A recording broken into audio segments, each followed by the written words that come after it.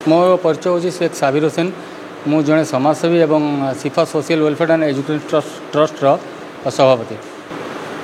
देखु आम देश हूँ धर्मनिरपेक्ष देश। आम देशर सबुठारु बड़ शक्ति हूँ आमर विविधता मध्य एकता। एठिरे आमर विभिन्न प्रकार धर्म जाति संस्कृति भाषार लोक मैंने एठी बसवास करती एवं आमे आमर केमती समाज रे केमती भाईचारा रहिबो एवं ये जो देश को आमर आजाद कर 1947 मसीह आम देश स्वाधीन है। स्वाधीन होगापर आमर आज ही दिन अगस्त 15 तारिख दिन आम देश स्वाधीन होता। एथिरे बहुत हिंदू मुस्लिम सिख ईसाई भाई मैंने समस्त मिशीमासिकी आम ये देश को स्वाधीन देते।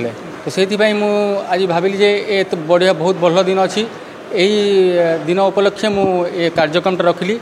अनेक मद्रसा गुड़े पिला माने आसिले एठी यूनिटी इन डायवर्सिटी उपर गोटे कार्यक्रम रखाइला।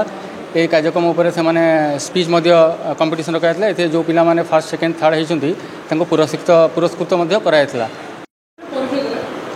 Sheikh Mahboob Ali Odisha human right council Kendrapara district advisor. आज्ञा कार्यक्रम थिला सिफा वेलफेयर सोसाइटी तरफ आज मद्रसा अरबिया तालिमुल उलूम रे पिलामानंक मध्य पिलामानंक नहीं समस्त छात्र गोटे प्रतियोगिता वक्तृता प्रतियोगिता आयोजन करा जायथिला एवं अनेक 16 जन पिला यादरे भाग नहीं 16 जन पिला यादरे भाग नहीं 16 जन मध्य 1 2 3 4 5 जो पिला माने फर्स्ट सेकेंड थर्ड फोड़े से आमर चीफ गेस्ट बा सोशल सिफा सोशल वेलफेयर तरफ गिफ्ट प्रदान करागला। एवं आमर आज जो टॉपिक थिला आज हूँ स्वाधीनता दिवस 15 अगस्त 79तम स्वाधीनता दिवस।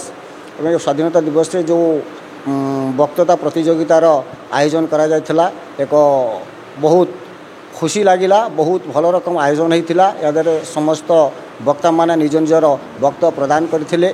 आम भितर अनेक एकता केमती आमे एक रहिबा केमती आमर समाज रे मंगल हब आमे समस्त समाज रे हिंदू मुस्लिम सिख ईसाई समस्त एकता आमे एक अच्छू। आमे भारतवासी भारत आमर गणतंत्र राष्ट्र धर्मनिरपेक्ष राष्ट्र भारत रे सबू धर्मर सबू वर्गर लोक बास करती। या नहीं पिला मानक मध्य जो प्रतियोगिता होता बहुत सुंदर भाव पिला माने या इंग्लिश ओडिया उर्दू रे तांकर प्रतियोगिता प्रदान करी बा उपकृत होती।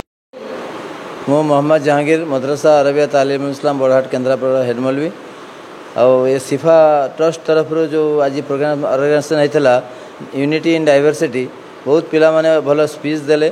देशर विभिन्न धर्म लोक बास कर विभिन्न जाति विभिन्न जनजाति भितर केमता एकता रहिबो एटा बहुत गुड़े भल उद्देश्य थिला। जो पिला मानक भितर ये जो ट्रस्ट तरफ गोटे किसी अवेयरनेस दियाला आम केमता एकता भितर रहिबु एवं देशर उन्नति पे काम करूँ। पिला माने किसी बहुत जिन शिखिले या पूर्वर से प्रोग्राम करते यहाँ करने द्वारा आम जो पछुआ वर्ग लोक मैंने जो पिला माने छोट छोट पिला माने किसी मुँह खोली पार नथिले आसी माइक सामने किसी कहवा द्वारा से साहस बढ़ुची। या द्वारा बहुत किसी क्वालिटी एजुकेशन पिला माने पाई परिबे तांको भितर साहस हबो जहाँ प्रतिभा आसी से अलग लोक को कहि परिबे।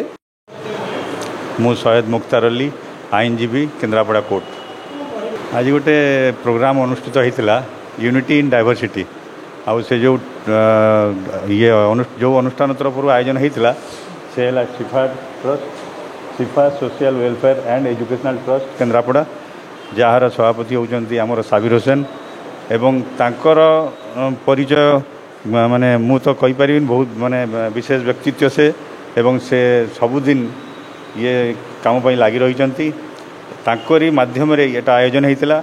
आज आम जो स्कूल रे आमर मद्रासा तालिमुल अरबिया इस्लामिया बड़हाट रे आयोजन होता जो विभिन्न मद्रासार पिला माने आसी ए कंपटीशन भाग नेले। तेरे एभली किसी गुरुत्वपूर्ण खबर देखा चाहती आम चैनल को लाइक सब्सक्राइब और शेयर करो।